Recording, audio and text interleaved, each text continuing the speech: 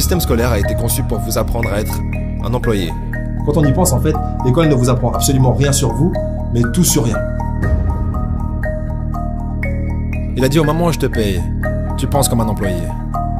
Il a dit c'est ça le piège. Les entrepreneurs travaillent gratuitement. Donc la différence fondamentale entre un employé et un entrepreneur, c'est que l'employé a une mentalité d'individualiste, alors que l'entrepreneur a une mentalité collective. Si vous êtes pauvre, vous serez toujours pauvre. C'est transmis génétiquement. C'est ça la chose effrayante. Est-ce que les gens riches grincent des dents et disent « Ne leur dites pas, Oui, Robert ». oui. Ne dis pas aux gens ce que tu sais. Laisse les pauvres.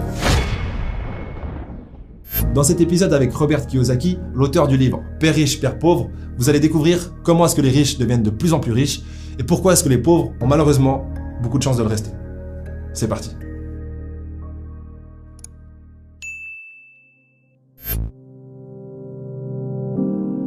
Donc j'étais à Hawaï, j'avais 9 ans. Mon père était directeur pédagogique, vous savez, avec un doctorat. Un homme très intelligent, un mec bien. Et pour une certaine raison, nous avons déménagé de l'autre côté de la ville. Et j'ai été dans une école avec des enfants riches. Quand soudainement, j'ai réalisé que j'étais pauvre parce que c'est relatif. Vous savez, comme Einstein l'a dit, tout est relatif.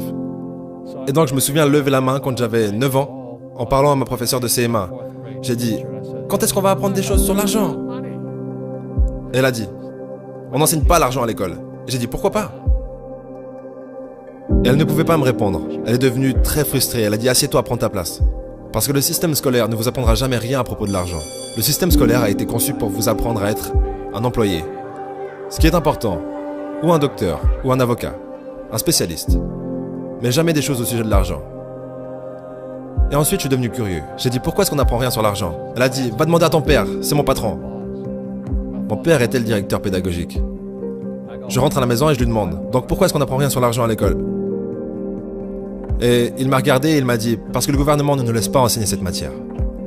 Le gouvernement nous dit ce que nous pouvons enseigner et ce que nous ne pouvons pas enseigner. Si tu veux apprendre des choses sur l'argent, pourquoi est-ce que tu ne vas pas demander au père de ton meilleur ami des choses à ce sujet ? Parce que le père de Mike est un entrepreneur. Et j'ai dit, qu'est-ce que tu es toi ? Il a dit, je suis un employé. Je suis un employé du gouvernement. Il a dit, la différence c'est qu'un entrepreneur doit connaître l'argent. Ou alors il n'est plus entrepreneur. Et il a dit, un employé n'a rien à connaître sur l'argent. Parce que le gouvernement s'en occupera et l'entreprise s'en occupera. Donc, ça a été la fin de mes années d'école parce que je comprenais ce qu'est un faux professeur. Un faux professeur est quelqu'un qui veut juste un travail. Et ils enseigneraient n'importe quoi. Vous savez, ils enseigneraient comment cirer des chaussures si vous les payez plus. Mais ils ne savent pas vraiment ce qu'ils enseignent. Et dans la vie, l'une des choses que je suggère aux gens, vous devez trouver un vrai professeur plutôt qu'un faux professeur. Et un faux professeur, c'est quelqu'un qui ne fait pas ce qu'il enseigne. Et un vrai professeur fait ce qu'il enseigne tous les jours. Donc mon comptable, mon avocat sont là-dedans tous les jours. Et c'est comme ça que j'ai appris. Parce que chaque jour, je résous des problèmes dans mon business. Deux choses importantes que l'école ne vous apprend pas. La première, Robert Kiyosaki vient de le dire, on vous apprend rien sur l'argent. Et le peu qu'on vous apprend en réalité, c'est des choses qui sont totalement fausses. En tout cas, qui portent à confusion. On vous dit qu'un actif, ça peut être votre maison, si vous l'avez acheté. Mais en vrai, si vous achetez une maison, vous remboursez une dette, vous payez des intérêts et vous payez des assurances. Donc tous les mois, de l'argent sort de votre poche. Et selon le concept du livre Père riche, Père pauvre, un actif, c'est quelque chose qui met de l'argent dans votre poche. Et un passif, c'est quelque chose qui prend de l'argent dans votre poche. Donc ça veut dire que si vous achetez une maison mais que vous payez des intérêts tous les mois, c'est un passif. Donc j'imagine que pour la plupart d'entre vous, votre seul, entre guillemets, actif, c'est votre salaire. Mais si on y réfléchit bien, c'est aussi un passif sur un élément très important, qui est votre temps. Parce que vous pouvez gagner toujours plus d'argent, mais vous ne pouvez pas récupérer votre temps. Et lorsque vous travaillez dans un job que vous n'aimez pas, pour un salaire, ok, vous avez un actif, ce salaire, mais vous avez un gros passif sur votre temps. Et ça, c'est quelque chose à comprendre, je pense, parce que c'est ce qui m'a motivé personnellement à créer des assets, des actifs, à côté de mon asset qui était mon salaire. La deuxième chose que l'école ne vous apprend pas, c'est apprendre à apprendre. Quand on y pense, en fait, l'école ne vous apprend absolument rien sur vous, mais tout sur rien. Moi, c'est ce que je ressens. Parce que vous apprenez pas à gérer votre système émotionnel, vous apprenez pas à mémoriser, vous apprenez absolument pas à utiliser votre propre système d'exploitation, ce qui est votre corps, votre cerveau. Et du coup, c'est assez aberrant. Comment est-ce qu'on pourrait faire un bon travail en tant qu'individu si on se connaît pas ? Et du coup, l'école devra répondre à cette question. Mais malheureusement, j'ai pas encore de bonnes propositions à faire, donc on va juste continuer le débat. Donc la deuxième chose que l'école ne vous apprend pas, c'est apprendre à apprendre. Lorsque vous apprenez, en fait, vous êtes gavé d'informations théoriques, mais que vous ne passez pas à la pratique, en fait, on ne vous apprend pas à faire des choses, on vous apprend à être un théoricien. Et ça, c'est un réel problème, parce que l'école n'est pas là pour créer uniquement des profs, mais aussi des gens qui peuvent créer de nouvelles choses et résoudre des problèmes qui n'ont pas encore été résolus. Donc une astuce, parce qu'on n'est pas là seulement pour se plaindre. Lorsque vous apprenez à faire du surf, vous lisez un livre, comment faire du surf. C'est important d'après d'aller faire du surf. Sinon ça sert à rien. Ça c'est logique. Mais si vous apprenez quelque chose que vous pouvez pas tout de suite pratiquer, ça arrive assez souvent. Dans ce cas-là, je vous recommande de jouer le rôle du prof. C'est-à-dire, une fois que vous avez appris quelque chose, allez l'apprendre à quelqu'un. Ce qui vous permettra d'intégrer en fait l'idée que vous savez ce que vous apprenez. Et du coup, vous le savez mieux. Donc j'étais ce gamin, complètement confus.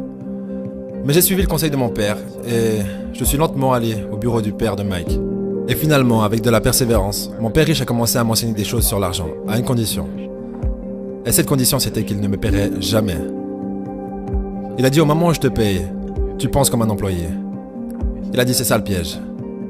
Les entrepreneurs travaillent gratuitement. Mais vous savez, malheureusement, les pauvres, comme ça l'était dans la Bible, je ne suis pas vraiment religieux, mais les pauvres seront toujours parmi nous. Parce que ça commence là-haut. C'est dans leurs mots. Et les mots deviennent de la chair. Parce que les riches, les pauvres, la classe moyenne, la pauvreté commence par une attitude fondamentale. Mais quand ils disent « je ne peux pas me le payer » ou « je ne peux pas faire ça », ils s'enfoncent. Ils deviennent ce qu'ils disent. Les gens pauvres disent « je ne peux pas me le payer, je ne peux pas faire ça, je n'ai pas le temps ». Parce que c'est une échappatoire. C'est une échappatoire. Vous voyez ce que je veux dire? C'est plus facile de dire « je ne peux pas me le payer » ou « je suis trop fatigué, je ne peux pas aller à la salle ». Quand vous savez que vous pouvez aller à la salle. Mais non, je ne peux pas. C'est vrai. Et votre père riche disait quoi au lieu de « je ne peux pas me le payer ». Comment est-ce que je pourrais me le permettre? Comment je peux faire ça? Vous savez, qu'est-ce que ça demanderait? Ou pourquoi est-ce que je devrais faire ça? Il dit, une question ouvre l'esprit. Une affirmation ferme l'esprit. Donc vous voyez, quand vous dites « je ne peux pas me le permettre », votre esprit se ferme. Et vous devenez ce que vous dites. Vous savez, les gens disent « eh bien l'argent n'est pas vraiment important pour moi ». Alors, si l'argent n'est pas important pour vous, l'argent n'est pas important pour vous. Je veux dire, tu vois ce que je veux dire? Je m'en fiche de l'argent. L'argent s'en fiche de toi. Vous savez, les mots deviennent de la chair. Oh, je ne serai jamais riche.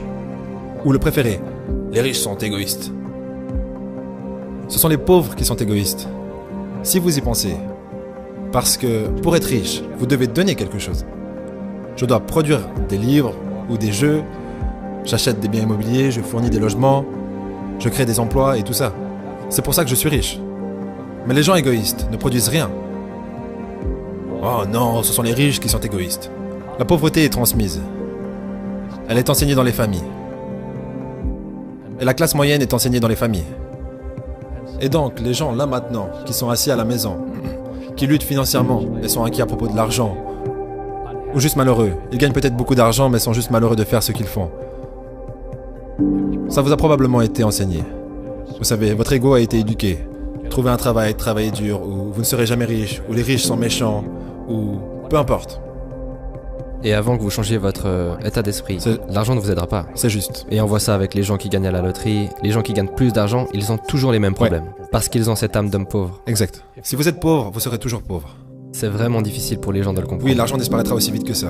Juste comme la plupart des athlètes professionnels, vous savez, ils gagnent des millions de dollars. Et quoi, 65% d'entre eux sont en faillite 5 ans plus tard.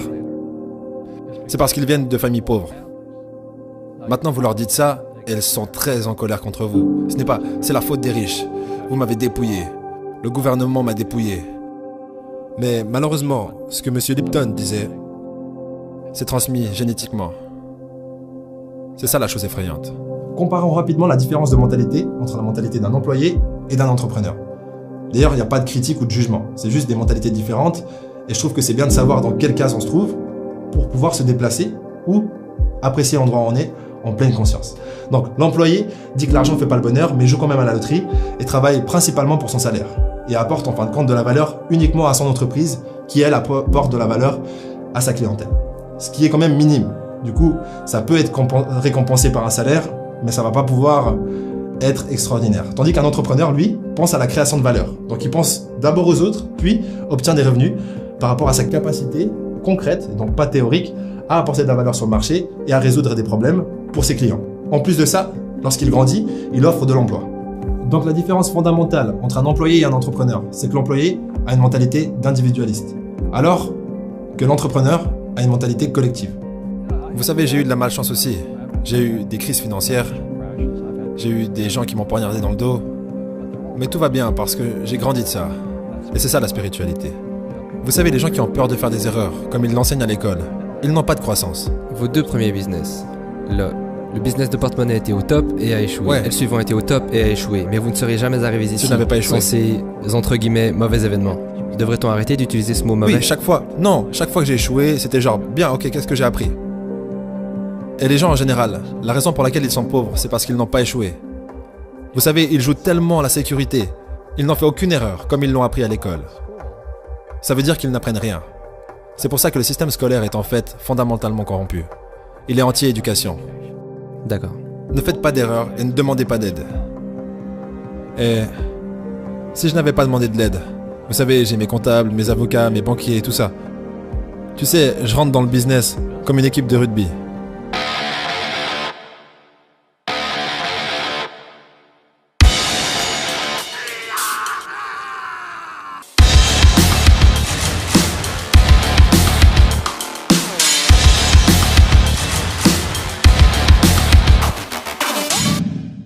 C'est boum boum. Et en botte d'écu. Vous savez, le jeu du business se joue avec des comptables, des avocats, des banquiers, et je déteste le dire, et des politiciens. Vous devez connaître le jeu. Donc ce que je dis aux jeunes, c'est, vous savez, trouvez votre jeu. Donc mon jeu financièrement, c'est le business en numéro 1 et en second l'immobilier. Et c'est pour ça que je ne paye pas de taxes, et c'est pour ça que Trump ne paye pas de taxes. Légalement. C'est une combinaison de business et d'immobilier qui nous donne un avantage injuste sur les employés. Vous savez, Einstein a dit que l'imagination est plus importante que la connaissance. Mais la connaissance renforce l'imagination. Et c'est ce dont la plupart des gens manquent. C'est de la vraie connaissance du business. Comme la comptabilité. Vous savez, comme les dettes, comme les taxes. Vous devez connaître ces choses, mais ils ne l'enseignent pas à l'école, à personne. Donc aujourd'hui, quand les gens me demandent ce que je fais, ils me connaissent en tant que l'auteur de Père riche, Père pauvre. Je dis juste, je joue au Monopoly.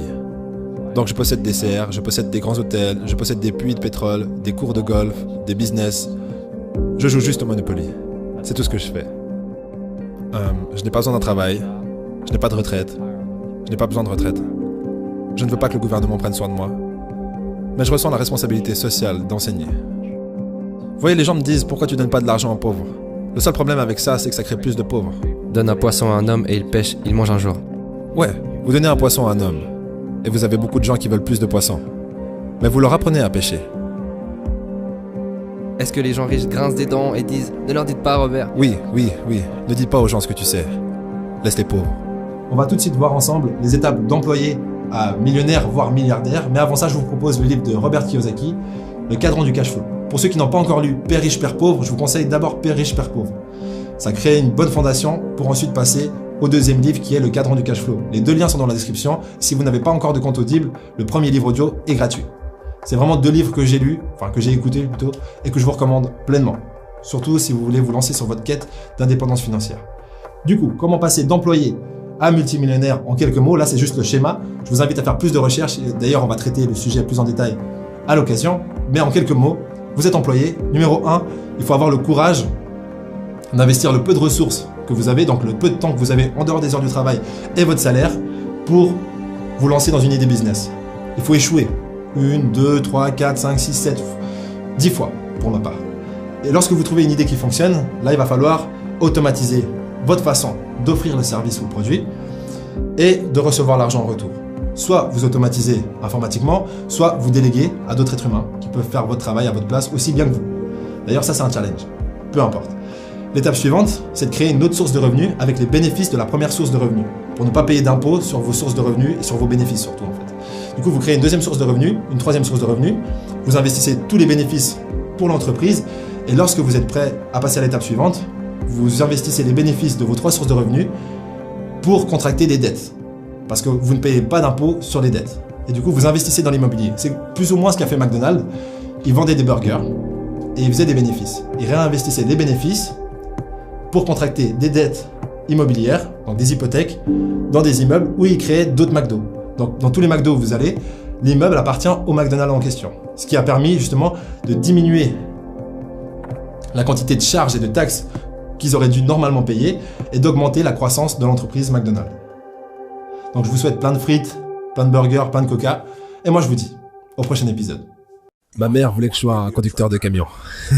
Parce que ça voulait dire que j'allais gagner $24 000 par an si j'allais à Truck Masters.